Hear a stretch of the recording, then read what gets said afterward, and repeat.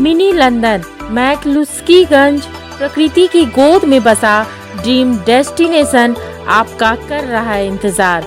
आइए अपने यादगार लम्हों को बिताइए ड्रीम डेस्टिनेशन में। राजधानी रांची से महज 50 किलोमीटर दूर आपका अपना ड्रीम डेस्टिनेशन। यूपी में मदरसों से आतंकी तैयार होने की आशंका के कारण मदरसों का सर्वे कराने का फैसला किया है। मदरसों में पढ़ाई के नाम पर आतंकी शिक्षा देने के बातें सामने आ रही है।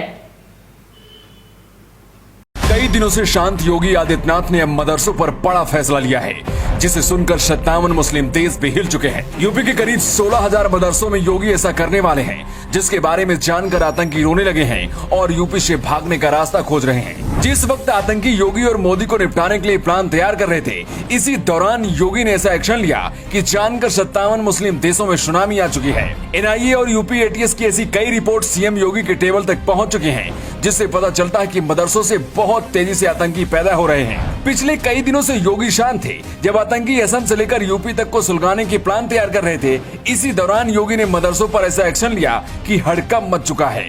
योगी ने यूपी के सभी गैर मान्यता प्राप्त मदरसों का सर्वे कराने का आदेश दिया है। इसका मतलब ये है कि इसकी निगरानी अब खुद योगी सरकार करेगी।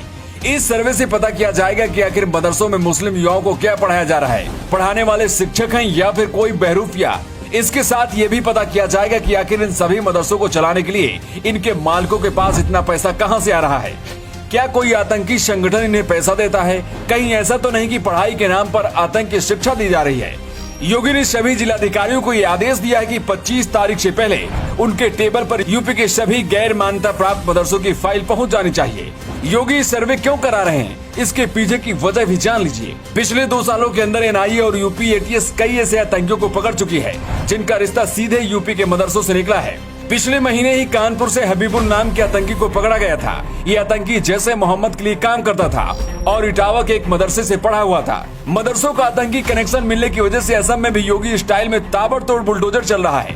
हेमंत शर्मा सरकार ने इसी हफ्ते इस मदरसे को धराशायी कर दिया। इस मदरसे में पढ़ाई से ज्यादा आतंकी शिक्षा दी जाती थी और ये आतंकियों का ठिकाना बन चुका था। पिछले 2 महीने के अंदर असम में 3 मदरसों को गिराया जा चुका है। कुछ बुद्धिजीवी और कट्टरपंथी इसका विरोध भी कर रहे हैं, लेकिन इसी बीच जब योगी ने यूपी के मदरसों का सर्वे कराने का आदेश दिया तो हड़कंप मच गया।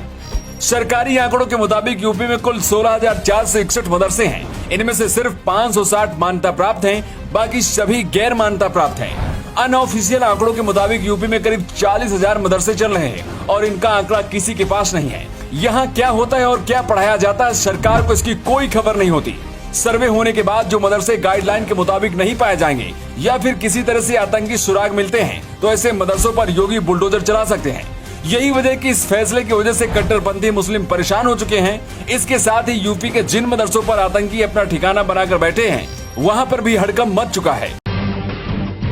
जब टूटती है आस, जब थकती है सांस, जब रूठते हैं अपने, मुंह मोड़ता है जमाना, जब अंगड़ाई लेता है संकल्प, फिर बनती है कहानी, बनते हैं अनमिट निशान।